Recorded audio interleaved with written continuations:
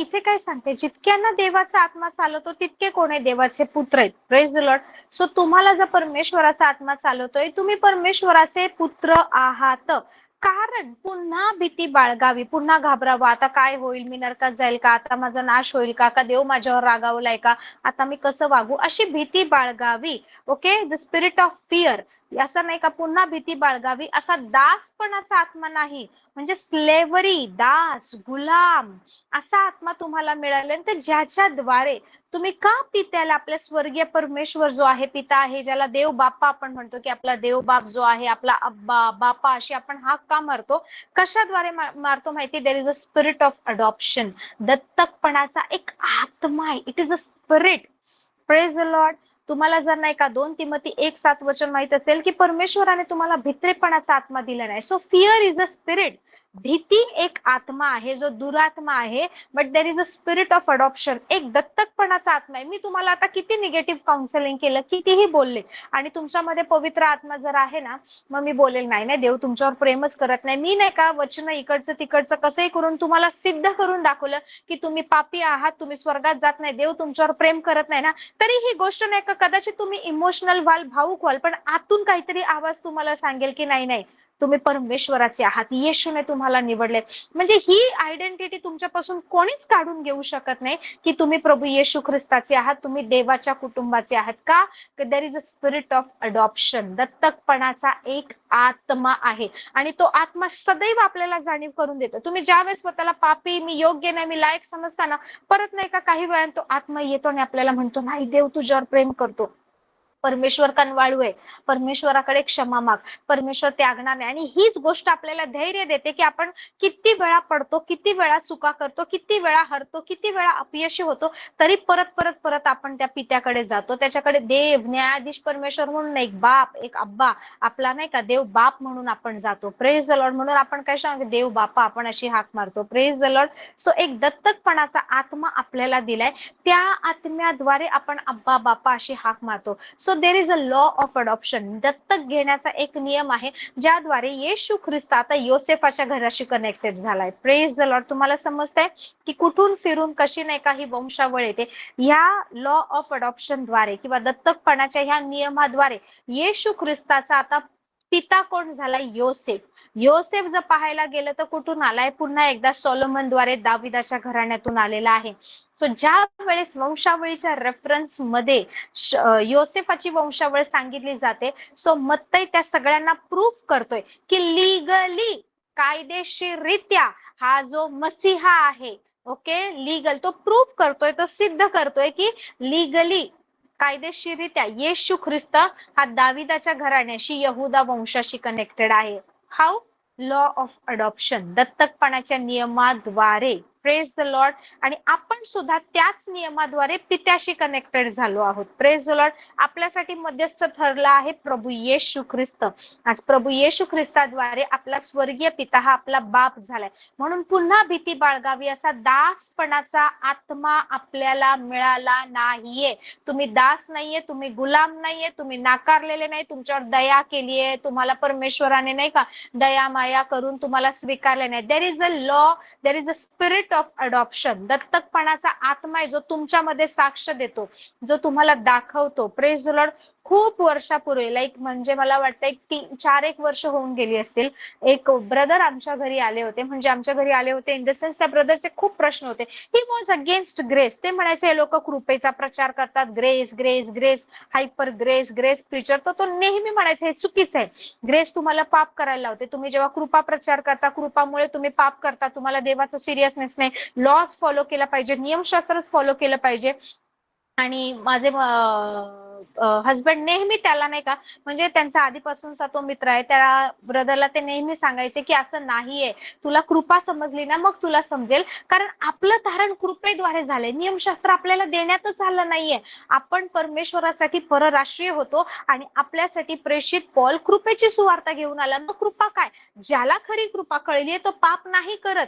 कृपा काय आहे की तू तुझ्या स्वतःच्या बलाने, तुझ्या स्वतःच्या नाही का नियमशास्त्र फॉलो करण्याने स्वर्गात जाऊ शकत नाही. तुला येशूची गरज आहे, तू विश्वासाने तुझं तारण झालंय कृपेच्या द्वारे.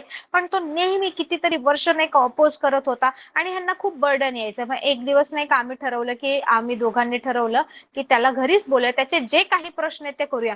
इतके सुंदर, इतके भारी असे प्रश्न तो घेऊन आला होता. मग हे वचन असं दिले, मग ते वचन दिले. हे लोक ग्रेस प्रीच करतात, काय करतात ती लोक, कुठला नियम फॉलो करतात, किती पाप करतात. जे लोक कृपेचा प्रचार करतात ते लोक मूवी बघतात, ते लोक दारू पितात, ते लोक हे करतात ते करतात. काय फायदा? कृपा तुम्हाला पाप करायला होते. तुम्हाला वाटतं आमच्या येशूने आमच्या सगळ्या पापांची क्षमा केली आहे, आम्हाला आता नाही का आमचं कुठलंच पाप जिवंत नाही, आम्ही जे उद्या पाप करणार आहे त्याची पण क्षमा केली म्हणून लोक पाप करतात. म्हटलं तो लोकांनी चुकीचा अर्थ घेतलाय. ज्याला कृपा समजली, ज्याला ख्रिस्त समजला ना, त्याच्यासाठी वधस्तंभावरील गोष्टी काय सामर्थ्य आहेत. Praise the lord. आणि मग आम्ही त्याला गोष्टी सांगत होतो, पण तो नाही नाही नाही. देन आम्ही ठरवलं की आता उलट रीतीने ह्याला शिकवूया. डायरेक्ट शिकवून समजत नाही. म्हणजे तो जे बोलत होता त्या गोष्टी करेक्ट होत्या, पण ज्यावेळेस तो कृपेला नाकारत होता त्याला समजत नव्हतं की ज्या गोष्टीने आपलं तारण होतंय ती गोष्ट तो नाकारतोय. अनेक लोकांना वाटतं की नाही हे चुकीचं आहे, हे चुकीचं आहे. तुम्हाला मग अजून खरी कृपा आणि बायबल समजलं नाही. कारण गलती करास याचा पहिला अध्याय जर तुम्ही वाचला, त्यामध्ये प्रेषित पौल एक खूप बोल्ड स्टेटमेंट करतो. प्रेषित पौल म्हणतो, जी सुवार्ता मी तुम्हाला सांगितली, जी कृपेची सुवार्ता मी तुम्हाला सांगितली, त्या व्यतिरिक्त दुसरी कुठली सुवार्ता जी सुरुवातीला मी सांगितली, गलती करासच्या लोकांनो ऐका, मी जी कृपेची सुवार्ता सांगितली ती सोडून दुसरी सुवार्ता मी सांगितली, माझ्या शिष्याने सांगितली, कोणत्या मनुष्याने सांगितली, स्वर्गातून येणाऱ्या देवदूताने जरी सांगितली तरी तो श्रापित असो. Praise the Lord. कारण कृपेच्या सुवार्तेने तुमचं तारण झाले आणि म्हणून आज आपण स्वर्गात जातोय. म्हणून आज आपण परमेश्वराला अब्बा, बापा, पिता अशी हाक मारतो. How? By faith. Praise the Lord. इकडे वचन काय सांगतं की पुन्हा भीती बाळगावी असा दासपणाचा आत्मा मिळाला नाही. आपल्याला हा आत्मा मिळालाय, विश्वासाने ह्या गोष्टी मिळाल्यात. सो त्या ब्रदरला ना आम्ही असं ठरवलं की आता असं सरळ समजत नाही, आपण आता थोडंसं उलट आपण हे करूया. देन आम्ही ना तो ज्या गोष्टी बोलत होत्या त्यानुसार ना त्याला कन्व्हिन्स करायला सुरुवात केली. आम्ही त्याला बोलायला सुरुवात केली की बरोबर आहे तू बोलतोय हे. मग आम्ही त्याला एक एक नियम वाचून दाखवला, एक एक नियमानुसार त्याला तो कुठे आहे, त्याच्याकडून कोणत्या गोष्टी होत आहेत, तो काय करतोय, हे सगळं त्याला सिद्ध केलं. आणि ऍट दी एंड अशा ठिकाणी आम्ही आणलं त्याला की त्याला दाखवलं, बघ आज तुझं जे लाईफ आहे किंवा ज्या गोष्टीवर तू विश्वास ठेवतो 100% तू स्वर्गात जात नाहीये. वी प्रूव्ड की तू नरकात जाणार आहे. कारण तू एका नियमात जरी अपयशी झालास तर सगळेच नाही का नियमशास्त्र तू नाही का पूर्ण केलं नाहीये असं आहे. आणि मग जेव्हा हा नियम तुझा चुकतोय, हे श्राप तुझ्यावर येतात, तर श्राप लिगली तुझ्यावर आले पाहिजे, म्हणून तू योग्य आहेस, तू श्रापाच्या अधीन असला पाहिजे. ज्यावेळेस आम्ही त्याला अशा प्रकारे बोलायला सुरुवात केली, देन ही गॉट कन्फ्युज. आणि मग आम्ही त्याला सांगितले की आता आपल्याला कृपेची काय गरज आहे, कृपा काय करते. Praise the Lord. कृपा काय माहिती का, मी माझ्या ॲबिलिटीने, माझ्या बुद्धीने, माझ्या कुवतीने, माझ्या योग्यतेने कधीच परमेश्वराच्या स्टँडर्ड पर्यंत पोहोचू शकत नाही. देवाने ख्रिस्ताची धार्मिकता मला दिली आहे, त्या ख्रिस्तामध्ये लपून बायबल सांगतं कलोसी 3:3 मध्ये की आपल्याला प्रभू येशू ख्रिस्तामध्ये ठेवण्यात आले आणि देव पित्यामध्ये. सो त्या ख्रिस्तामध्ये मी आणि ख्रिस्त माझं मुख झालंय. ख्रिस्ताने माझी जागा घेतली, मी ख्रिस्ताची जागा घेतली. जर ख्रिस्त माझी जागा घेत नसता तर मी दासपणाच्या आत्म्याच्या त्या बंधनामध्येच असते. आणि नंतर असं झालं की हळूहळू आम्ही त्याला ग्रेस काय आहे, वचन काय, कशा प्रकारे आपल्याला नाही का माफ केले, आपण कसं माफ केलं पाहिजे, येशू ख्रिस्त का आला, का येशूला मरण पाहावं लागलं, जर कृपा आपल्याला त्या मृत्यूद्वारे, त्या वधस्तंभाद्वारे मिळाली, ह्या गोष्टी शिकवल्या. आज ती व्यक्ती पास्टर आहे, आज ती व्यक्ती नाही का कृपेचा प्रचार करते, त्या व्यक्तीचा आज संसार आहे, मुलं आहेत, खूप चांगलं त्यांचं चालू आहे. Praise the Lord. आज ती व्यक्ती सुद्धा सेवेमध्ये आहे. तुम्हाला माहितीये कित्येक वेळा आवेशाने लोक काही करायला जातात आणि खऱ्या वचनापासून नाही का दूर राहतात. Praise the Lord. सो इकडे देवाचं वचन सांगते की ह्या दत्तकपणाच्या आत्म्याद्वारे, सो मत्तई दाखवत होता की ह्या दत्तकपणाच्या आत्म्याद्वारे, या लीगल अडॉप्शनद्वारे, या इनहेरिटन्सच्या नियमा किंवा वारसा हक्काच्या नियमाद्वारे सुद्धा जर पाहिलं तर येशू ख्रिस्त हा जो ह्या सुताराचा मुलगा आहे तोच मसीहा आहे. Praise the Lord. म्हणून तुम्ही योसेफच्या लाईन मधून जरी पाहिलं तरी येशू ख्रिस्तच मसीहा आहे, मेरीच्या लाईन मधून जरी पाहिलं तरी येशू ख्रिस्तच मसीहा आहे. सो दोन्ही प्रकारे हे सिद्ध केलं जातं की येशू ख्रिस्त मसीहा आहे.